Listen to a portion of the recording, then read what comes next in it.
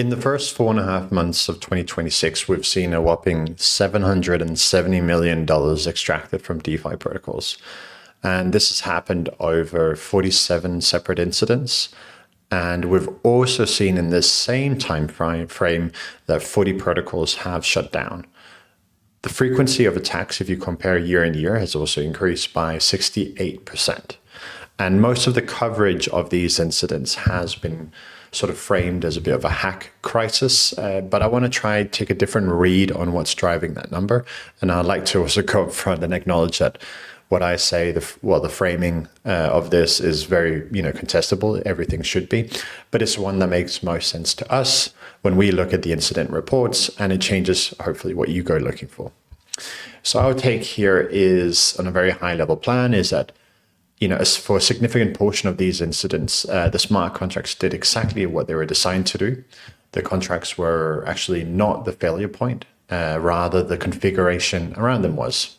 And in most of these cases, no automated monitoring was in place in order to actually catch the drift before it became a loss event. So I'm going to walk through these incidents and let you judge the pattern. And then I'll also look into showing you guys how or what maybe monitoring should have been in place to have detected these incidents. So before I get into the specific cases, I want to show you the assumptions that most protocols are operating under. And let me just pull this over here. Perfect. Yeah, so high level again, most protocols, they go ahead and they get an audit. They deploy the contract, they relax, the audit covers the contract logic at a point in time, and it basically says, this code does what it's supposed to do. Great.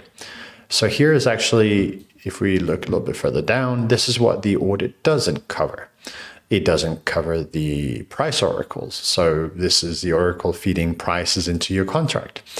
It tends not to cover the RPC nodes your protocol depends on when it is, it depends on to read or write states. The bridge validator config, again, something that is used when you launch, but often isn't touched since then. The admin keys from a contractor who potentially left last year. The failover routing that kicks in when your primary node goes down under a DDoS. These are, you can almost say, they're configuration artifacts because they live outside the contract and they change over time. And when they fail, the contract executes exactly as audited on bad inputs instead, or with a compromised signer, or routed through, infrastructure on attack, routed through infrastructure and attacker controls. So if we then look at the timeline here for 2026 so far, at least, we have this diagram that shows the various different incidents that we've come across. And it started off nicely here in February with Moonwell, where we had a $2.44 million Oracle misconfiguration. This basically priced CB ETH at $1 instead of $2,200. So the Moonwell smart contracts actually did exactly what they were designed to do. They detected what looked like a severely under-collateralized positions and triggered liquidations as a result. And here the liquidation bots did, again, exactly what they're designed to do. They extracted everything available. There was 181 borrowers, and that was $2.4 million gone in 15 minutes. No alert was fired. Nobody was watching the Oracle price. There was no automated check that said, hey, this price is 99.9% below the market rate. Something is wrong with the data feed. Again, the audit passed. The contract was correct, but the configuration of it failed. Then we fast forward about 30 days, next month in March, and we have the Resolv incident that resulted in 25 million. And this was due to off-chain key infrastructure. The attack actually didn't touch the protocol smart contracts at all. The attacker compromised an AWS KMS key, which was used for signing off-chain operations. There was a single signer There's no threshold, no monitoring of signing activity for anomalous patterns. And the lesson from Resolv was don't use AWS. It's a single point signing without monitoring. It's not a key management strategy. It's basically key exposure waiting to happen. Then we go to the start of April and we have, a 10x exploit with Drift Protocol. And here we're looking at $285 million. This was due to multisig social engineering, as you see here. Now, Drift is the one that should have changed how people think about this class of risks, because the attackers did not find a vulnerability in the Drift smart contracts. They actually spent several months socially engineering multisig signers. So posting as trading firms, depositing real money to build trust, compromising devices, and basically slowly collecting pre-signed authorizations for these admin actions. And then when they finally executed, the governance structure had already been hollowed out, from the inside. The protocol had zero continuous monitoring of admin transactions, so no alerts on unusual authorization patterns. There was no audit trail showing that the same multisig signers had been authorizing transactions for an entity that they had never actually properly verified. No system really watching these hackers. So when the attackers moved, it took them about 12 minutes and $285 million was taken. And then to the most recent one that we're still kind of licking our wounds over, we have Kelp DAO. And this is probably the most technically instructive one. The failure chain has 3 distinct links, any of which could have been called, you could argue, independently and would have maybe stopped the attack. First, you could say Kelp's layer 0 bridge was configured in an incorrect state. Then also, secondly, attackers, they also compromised 2 of Kelp's RPC nodes, not the contracts, but actually the infrastructure the contracts depended on. And thirdly, they then also executed a DDoS attack to force Kelp's system to fail over to the poison nodes. And the failover routing, which is exactly the feature that is supposed to protect you from, like during an outage, was then now the attack vector. And then with a single compromised verifier, they then were able to move $292 million. And this also resulted in that the RS ETH bridge was also, across 20 networks was basically, and effectively frozen. We saw then the cascade downstream took less than, 24 hours here. Avis TVL dropped significantly, which also resulted in bad debt. Sparkland froze, IS ETH markets. Fluid froze IS ETH markets. Morpho disclosed 1 million in isolated exposure. Lido halted its earn ETH vault. It kind of just cascaded through the entire market. Now, this was just over 5 months and not even half a year. Moonwell, Resolv, Gelato, Drift, Kelp, 770 million in aggregate losses, 40 protocols shut down. When we look at these incidents together, there's a bit of a pattern that shows up, and it's that the configuration was wrong. And it became wrong over time, so not from the get-go. And if you don't have an automated system in place watching for these changes, you won't be able to detect them. If we look at Resolv, high level again, single point of signer with no anomaly, detection, Moonwell, Oracle, returning a price feed with that nobody actually sanity checked. Drift protocol, admin key activity, running for 6 months with no sort of behavioral monitoring. And then, of course, Kelp with the verifier configuration, RPC health, and the failover routing not being monitored. So if we go back to this again, kind of what is audited versus what actually failed.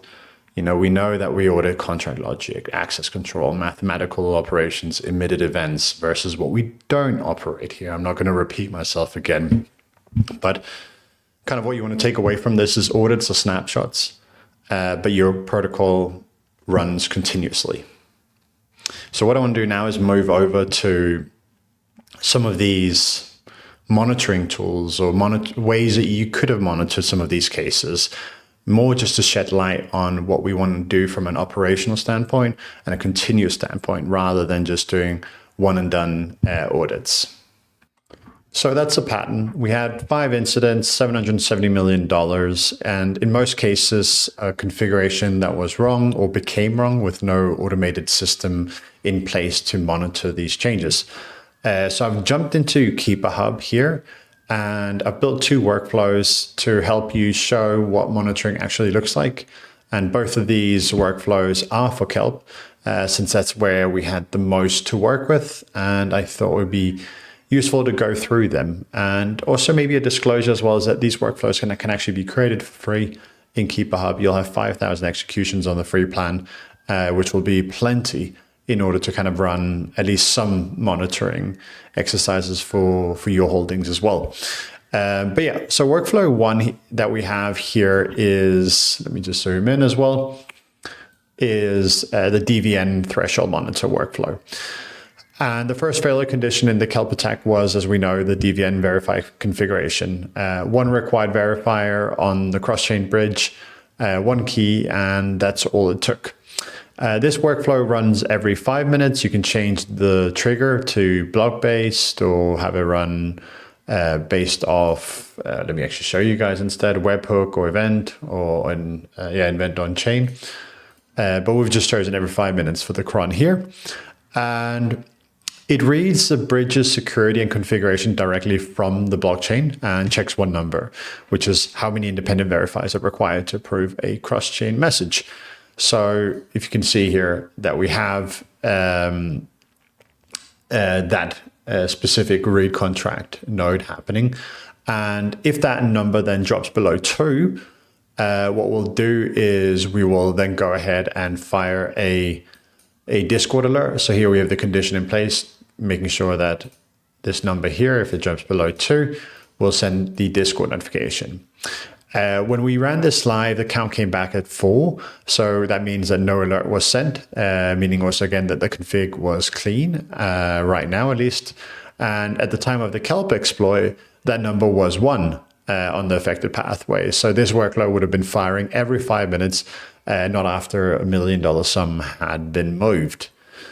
So this is just one of the workflows. Another one here, again, I'm not going into too much technical detail, but this other one, instead of running every 5 minutes, actually running every 2 blocks, which is equivalent of running every 24 seconds. This workflow focuses on the second failure, which was the infrastructure on Kelp's bridge that was used to read the state of the chain.